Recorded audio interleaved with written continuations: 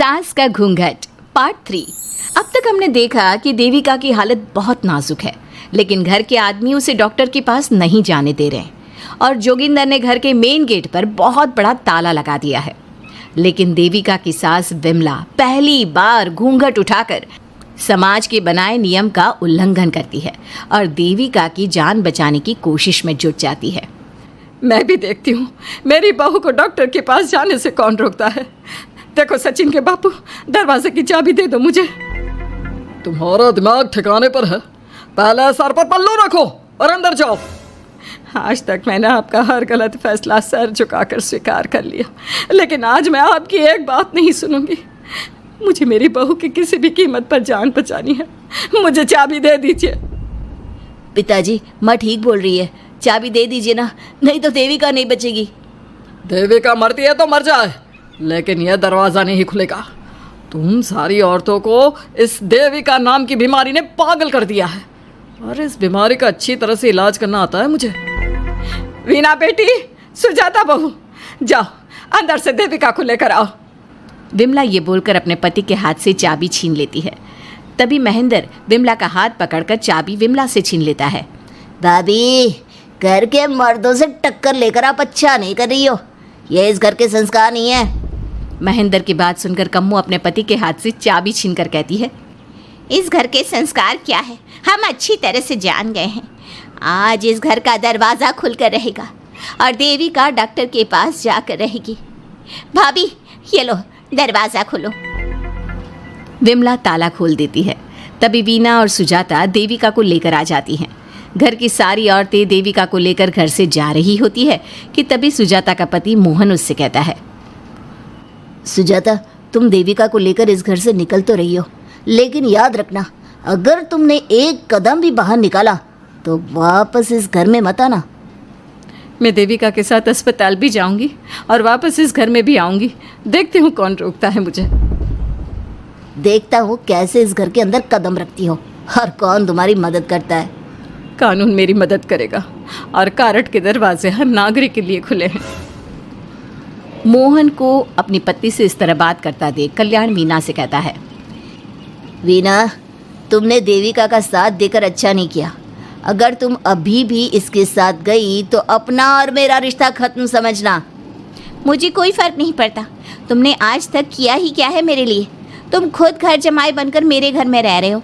कभी 100 रुपये की साड़ी दिलाई है मुझे। मेरे आने से पहले मेरा घर छोड़कर निकल जाना, समझे।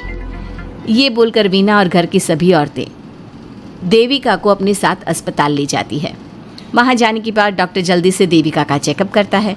चेकअप करने के बाद वो गुस्से से कहता है, ये क्या किया है तुमने?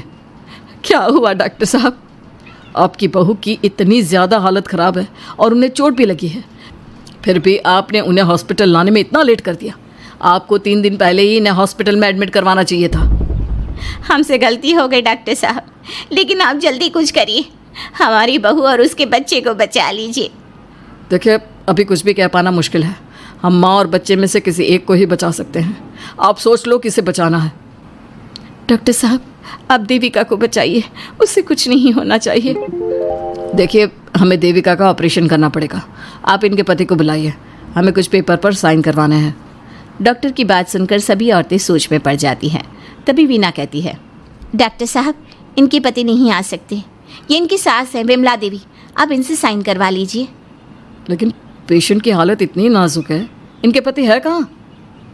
वो अपने आदमी होने का धर्म निभा रहा है। पति धर्म के बारे में उसे कुछ नहीं पता। डॉक्टर साहब, वो नहीं आएगा। क्या क्या करना है आप मुझे बताइए। थोड़ी देर बाद डॉक्टर देविका का ऑपरेशन शुरू कर देते हैं।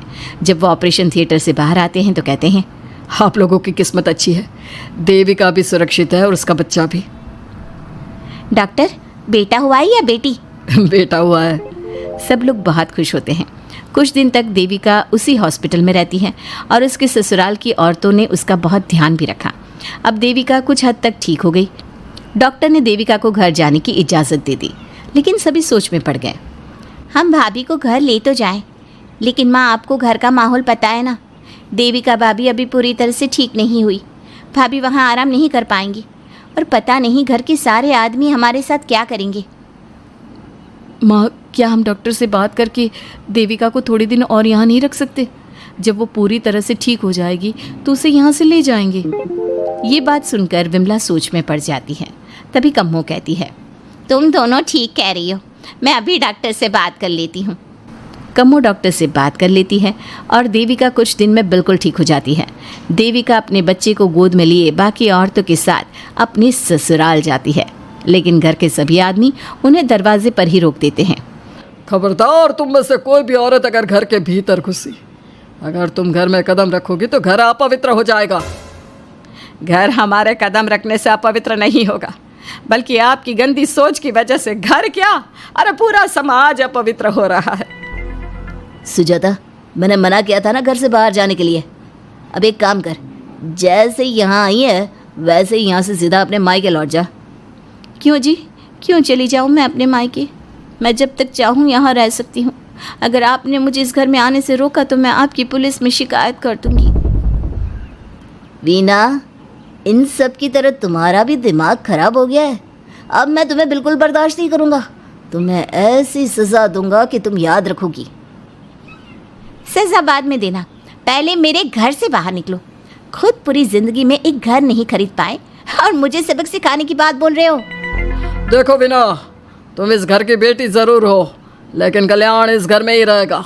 उसने बहुत कुछ किया है इस घर के लिए, लेकिन तुम अब यहाँ नहीं रह सकती। क्यों नहीं रह सकती? इस घर पर मेरा उतना ही हक है जितना सचिन का।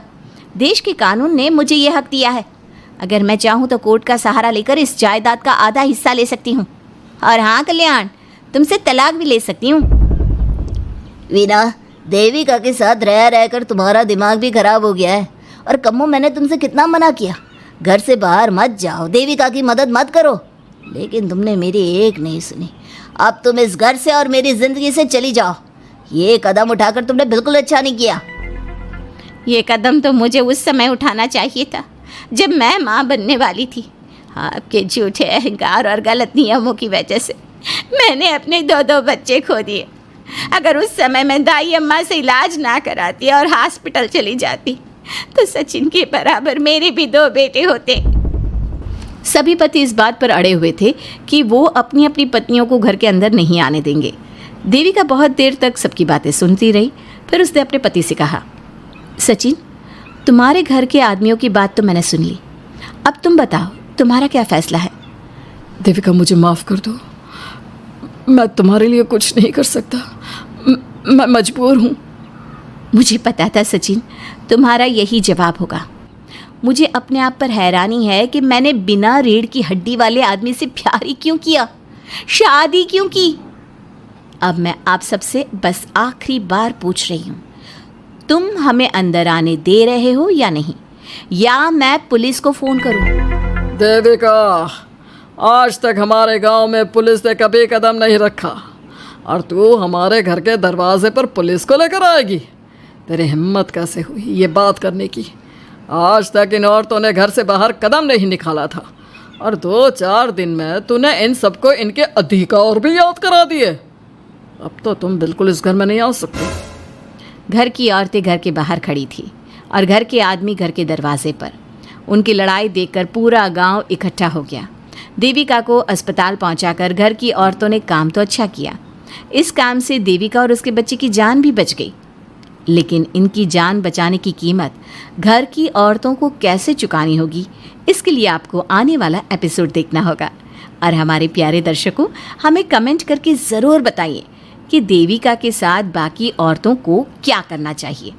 क्या उन्हें घर के अंदर जाने के लिए संघर्ष करना चाहिए या फिर वो घर छोड़कर चले जाना चाहिए?